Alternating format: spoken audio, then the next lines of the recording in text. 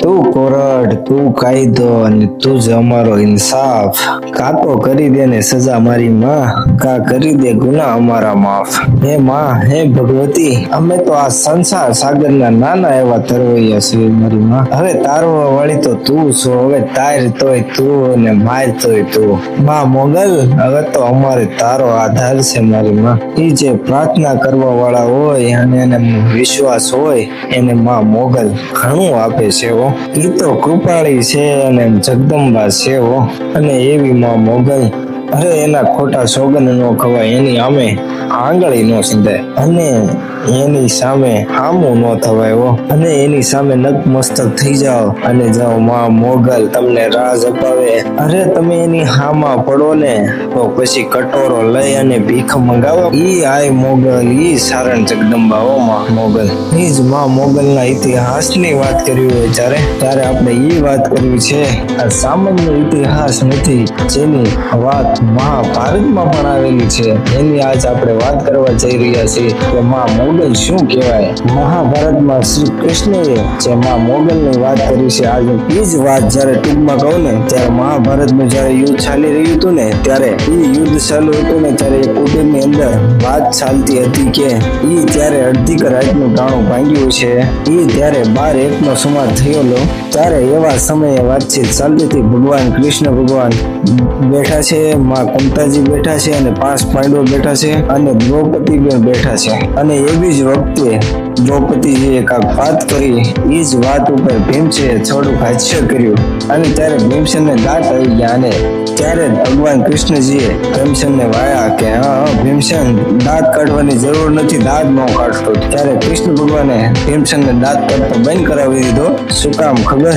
જ્યારે ભીમસેને એ વાત ઉપર દાંત કાઢ્યા ને ત્યારે દ્રૌપદીની આંખનો પ્રકૃતિનો મરોડ બદલાતા જોયો ને, ત્યારે ભગવાન કૃષ્ણજી ત્યારે ભીમસેનને ઉભો રાખી દીધો, હસતો બંધ કરી દીધો. ત્યારે બંધ તો થઈ ગયો અને પછી સભા વિખાણી. પછી એકાંતમાં ભગવાન કૃષ્ણજીને લઈ અને ભીમસેન પૂછે છે કે મને હસતો કેમ બંધ કરી દીધો તમે, અને એનું કારણ શું છે? અને એ જ વખતે ભગવાન કૃષ્ણ એમ કહે છે કે ભીમસેન, તું હજી દ્રૌપદીને ઓળખતો નથી. એ શક્તિ છે, મહાકાળી છે.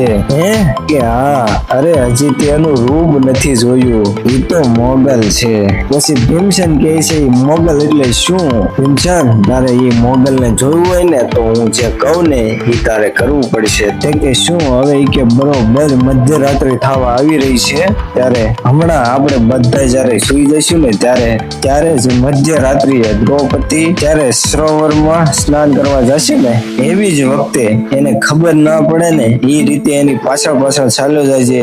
ભગવાન કૃષ્ણ એવું ભીમસેનને કહે છે અને તે પાછળ જાય છે અને જ્યારે એ સ્નાન કરી અને વિકરાળ રૂપ ધારણ કરે ને ત્યારે એ માંગવાનું કહે છે. ત્યારે તું માંગી લેજે. ત્યારે માંગજે કે ભગવાન કૃષ્ણ, 5 પાંડવો અને માં કુંતા તારા ખપરમાં નહીં અને બીજા બધા તારા ખપરમાં, અને આટલું માંગી લેજે. અને જ્યારે તથાસ્તુ કહે ને એ જ પેલા તું પાણીમાં ઝડપથી કૂદી જાય અને 100 યોજન સુધી પાણીમાં દૂર જતો રહેજે. તે કે તું 100 યોજન સુધી તરીને દૂર જતો રહેજે અને પછી તું પાણીમાંથી બહાર નીકળજે.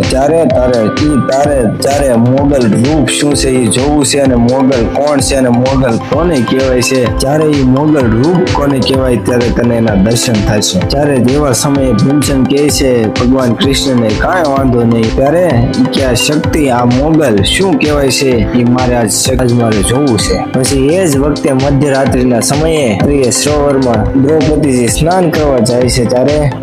ત્યારે ભીમસેન સુપાતો પાછળ એની જાય છે અને સરોવરમાં સ્નાન કરી અને દ્રૌપદી જ્યારે ઉભા થયા ને ત્યારે એવું વિકરાળ રૂપ ત્યારે ભીમસેને જોયું ને ત્યારે થર ધ્રુજવા મળ્યો. હા કે આ તો આખી દુનિયાને એના મોઢામાં સમાવી લે એવું વિકરાળ રૂપ છે અને હું એને આજ સુધી ઓળખી નથી શક્યો. આ તો સાક્ષાત શક્તિ છે, આ તો ભગવતી છે.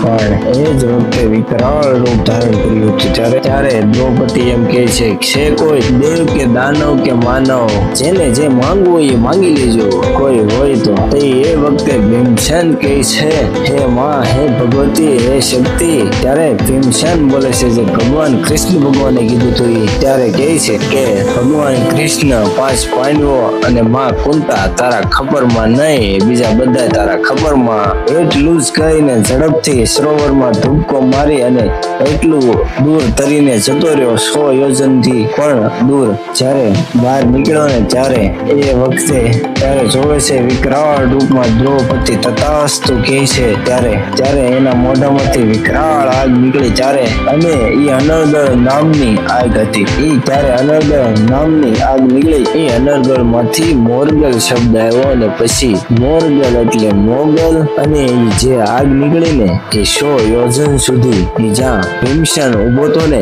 ના 100 યોજન સુધી આગ પહોંચી ગઈ હતી. એ એવી જ આગ નીકળીને જે સમુદ્રનું પાણી અડધું હતું ને એ અડધું પોણું તો બળી ગયું હતું અને થોડુંક પાણી વધ્યું હતું ને એ એટલું બધું ગરમ, એટલું બધું ધગારા મારતું હતું ને ત્યારે જ ભીમસેન નાન્યા બે હાથ જોડી અને કહેવા માંડ્યો, ત્યારે કીધું કે જોયે આજ મોગલ ને જે બોલે તો એટલી આગ નીકળે તો આ પૃથ્વીના અંગને એને ભાંગીને ભૂકો કરતા વાર શું લાગે. એને મોગલ કહેવાય. ભગવાન કૃષ્ણએ એના શબ્દોમાં કીધું છે કે આવું વિકરાળ રૂપ હોય એને મોગલ કહેવાય. એવી જ આઈ માં જગદંબા, માં મોગલ, માં સગુડામાં સાક્ષાત છે માં મોગલ. માં મોગલ માના દર્શને જાઓ ને તો તમારા બધાય દુખડા હરે છે.